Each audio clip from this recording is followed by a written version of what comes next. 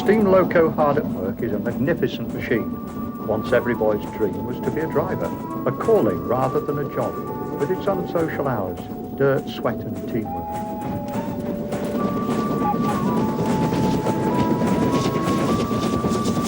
The last British Rail steam loco evening start, the replica of Stephenson's rocket, the National Railway Museum has a wonderful collection of objects, but these and other locos preserved all over the world only bring history to life when they're in steam. I've worked on steam locomotives for 20 years.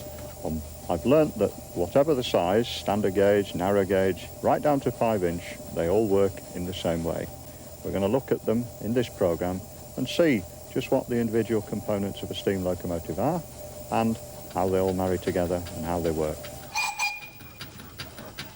West Country Class Pacific Taw Valley at 70 miles an hour on the Exeter-Salisbury line is an awe-inspiring sight, but very few of us are ever going to drive an express at speed on the main line.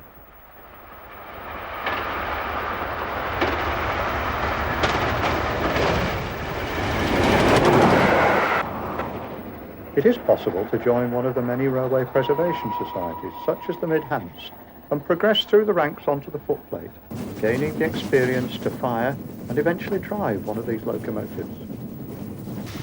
For those who wish to sample the pleasures and the pitfalls before making the commitment, it's possible to get professional tuition on a footplate course such as those held on the West Somerset Railway. Let's look at the Stephenson's rocket replica again to find the features seen on virtually all steam locos throughout their 130 years of development. Double-acting cylinders in which pistons alternately push and pull on rods connected directly to the wheels with no gearing. The steam is collected on top of the boiler inside a dome and fed through a regulator valve to cylinders on each side of the loco. The replica, like the original, doesn't have a whistle, but the driver uses the same technique to start rocket as any loco. Just enough steam is let into the cylinders to move the load from rest, but not so much the wheels lose their grip on the rails and slip. Taw Valley has 3 cylinders on the front, twice the diameter of rockets, putting 44 times the power through the 6 driving wheels. Guided by a shallow flange, they touch the rails with less contact than a pair of skates. All the forces of traction and braking go through these smooth wheels, hence it takes skill to start without a slip. It's hard to imagine what creates the power to push on a 16-inch piston and move 500 tons from rest. However, the National Railway Museum has a cutaway display of an almost identical loco. The tender behind the loco is just a tank to hold 5,000 gallons of water with 5 tons of coal piled on the roof. This is converted to energy in the firebox, like a small room with a cavity wall filled with water. There are 40 big flue tubes and 130 small tubes submerged in the water. In the steam space above, under the dome cover, is the main regulator. Like a giant bath plug, this is lifted by a lever from the handle in the cab. Steam then passes along the main steam pipe and back down the many superheater elements inside the big flues, carrying heat from the fire. The valve closes just before the end of the stroke to cushion the piston and the heavy connecting rods coupling it to the wheels. Underneath the brass dome on the middle of the boiler is the main control valve. And we're going to take advantage of the small scale of ESC and actually take it apart and show you what's underneath.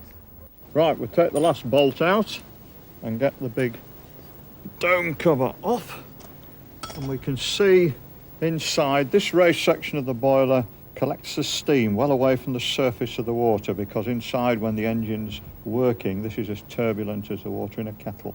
The firebox must be completely submerged in water. Before the loco is ever lit up, this must be checked using the gauge glasses on the back head of the boiler. When water from the tender is flooded through the injector, it drains away in a trickle until steam is switched on. This shoots through the steam cone, accelerating the water to 1,500 miles an hour in the combining cone. In the delivery cone, the water slows down, but it is incompressible like a jet from a water cannon. It has enough force to push its way into the boiler. Now we're ready to move. On ESC, the reverser lever, rather than a wheel control, is put into the full forward notch. At first the cylinders are cold, and any condensed water trapped inside could damage the pistons, so it's blown out with the steam through the drain cock. 30506 is an S15 class 460 goods loco. First, the water level is checked in both gauge classes. That's all right. Then there's a check for leaks in the firebox. If the water level had ever been too low, the fusible plugs would warn the footplate men before there was a danger of a boiler explosion. Letting air into the system applies the brakes, and again the guard tests that all the pipes between loco and coaches are connected by lifting his valve.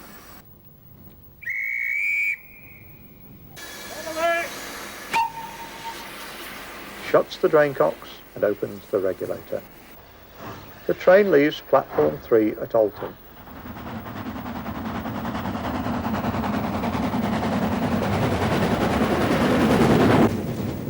It's the time to turn on the water and then the steam valves to start the injector.